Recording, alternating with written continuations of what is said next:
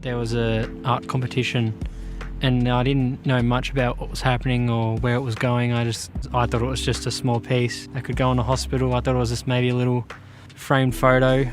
And then I turned up to the hospital and I seen this giant steel wall of art that was just my design, and it was just shock that they liked it that much.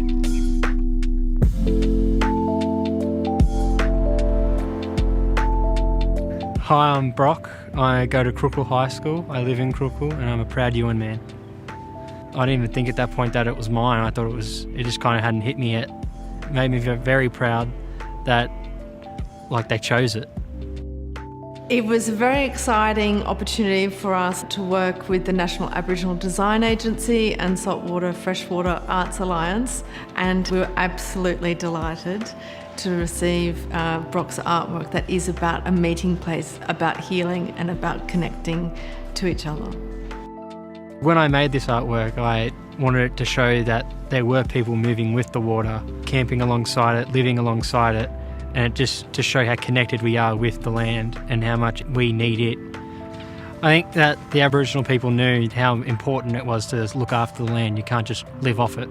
You need to respect it and give it time to heal, and I think that the country as a whole could take a couple notes from the Aboriginal people. I'm just so proud of him because he has struggled as a kid, and for him to be in this position now, he's glowing, he's happy, and just to see him like that, I'm just super proud. I think it's amazing that the Aboriginal culture is getting shared more often now because it's sort of gotten lost, and you can see it getting out more and more. This project has definitely inspired Brock to look more into his heritage. And I'm pleased that it's someone younger that can just keep passing it on for generations, hopefully.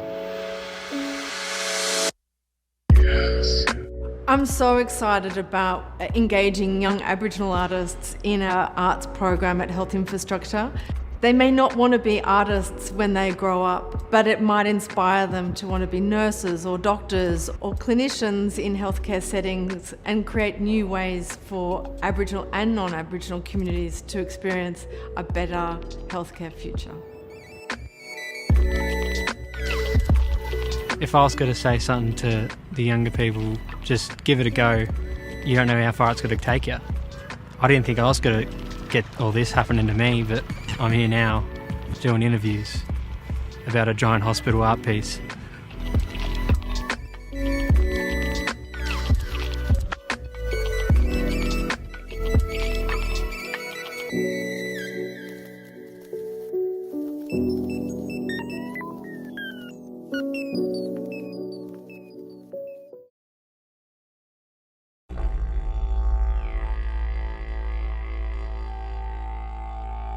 Everything is connected within this country.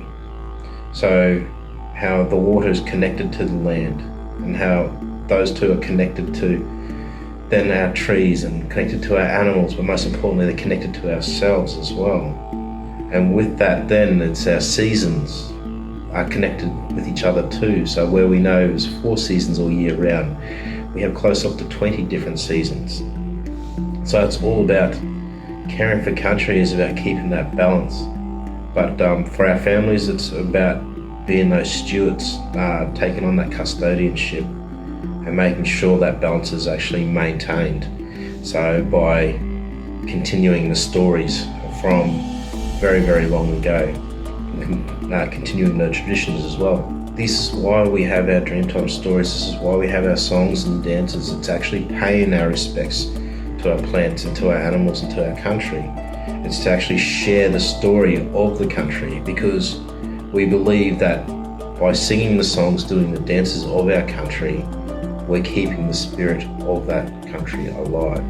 If we stop talking about our country, it'll be forgotten and it'll actually disappear. It's a good thing to have these strategies because people are in the rooms, patients are in their rooms almost 24 hours a day, 7 days a week.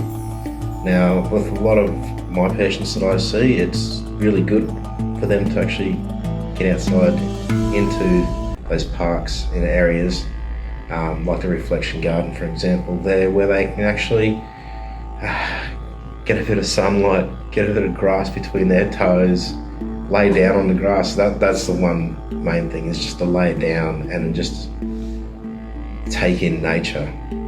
And just by doing that for half an hour, it makes a huge impact on our patients throughout the day. So they're not just looking at the four walls and a big window and waiting for someone to come through the door. They're going outside and they're getting that air into their lungs. They're feeling the warmth of the sun. They're feeling the country. They're feeling the plants in there. And that makes a big difference when they come back in. I was involved in some of the plant identification. I was asked what kind of plants should we plant inside that garden. So we could plant sort of some plants that were medicinal, but also bush tucker as well. Some were actually trees are indicators as well, seasonal indicators too. To care for a country is to care for ourselves as well, because at the end of the day, we are part of that country. We are the country.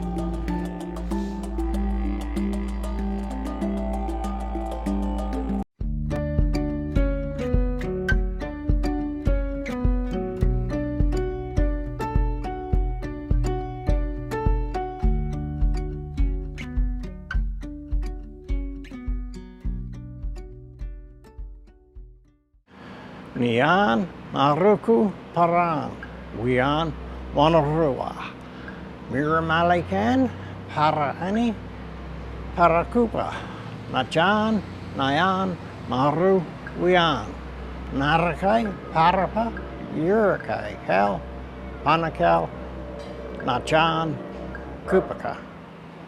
We acknowledge the Wanneroo people, traditional keepers of this land, and we pay respects to their elders past, present and emerging. Welcome to the Maitland Hospital. I've always worked in my Aboriginal community organisations and was encouraged to get my art out and shared with the broader community. My initial thought when I was invited to be a part of this initiative and work on the artwork was, wow, 75 metres long, it's huge. I was also excited and started to visualise what this could look like and what it could mean for us today and into the future. Traditional lands in Maitland were wetlands, and some of the aerial shots showed those big wetland patches in the dark shape of the earth, and they were actually the big U-shapes that depict people in traditional symbolism. So that was kind of twofold. This connects to country and people on country. But then talking about people, we wanted to ensure that we acknowledged and elevated our elders, and in doing that brought an acknowledgement of all traditional custodians, but also looked at past, present and future. Working with that brisket and trying to bring these themes that were coming out into the design, they're a natural material, and they linked directly to the ochres on cave paintings and handprint paintings on country. So that connection was there also, that colour palette and the use of the natural materials, because the sand engravings that we see on country also was really something that was highlighted within the design as we went and talked to community. I think the overall artwork impact can share right there at the site those local stories and narratives, and people can learn more about traditional culture and Aboriginal people today across that Wanneroo Nation.